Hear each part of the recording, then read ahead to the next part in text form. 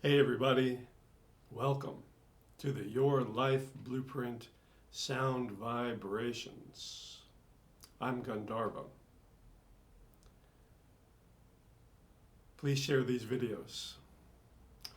The reason I'm a little quieter today is because today is a quiet day. It's governed by the loner personality, the loner vibration.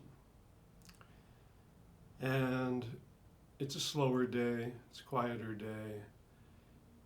It's also a day that we can get in touch with older things, older age especially. And the loner is about coming to terms with death. Death in general, our own death especially, and aging. So I'm going to read a poem from the great poet Jim Harrison, who was a loner in his spiritual blueprint. And it's all about aging.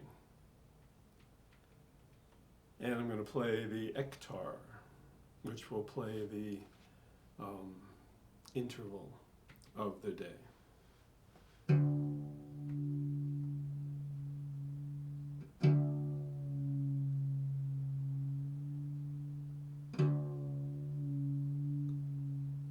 Overlooking the Mississippi, I never thought I'd get this old.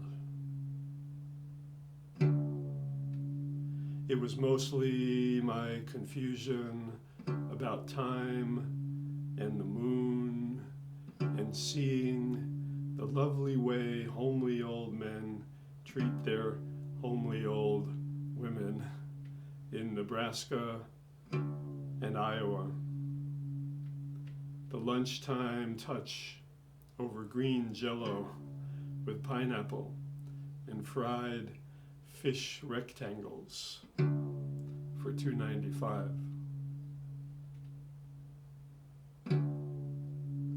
When I passed Des Moines, the radio said there were long lines to see the entire cow sculpted out of butter.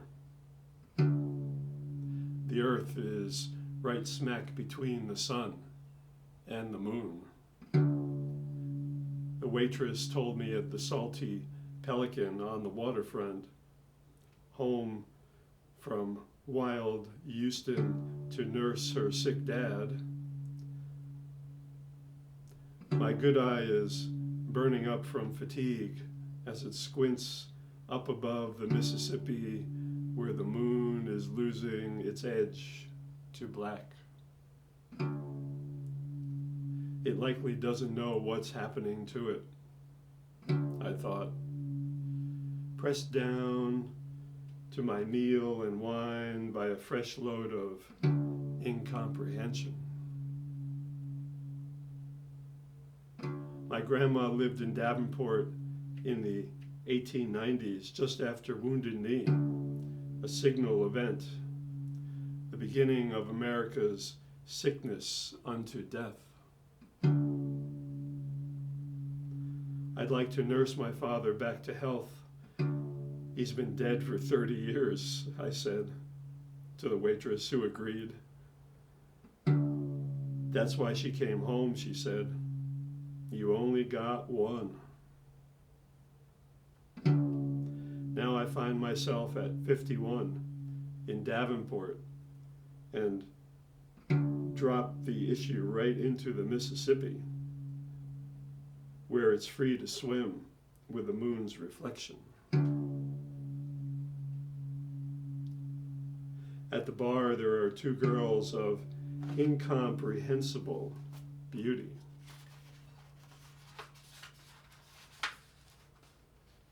For the time being,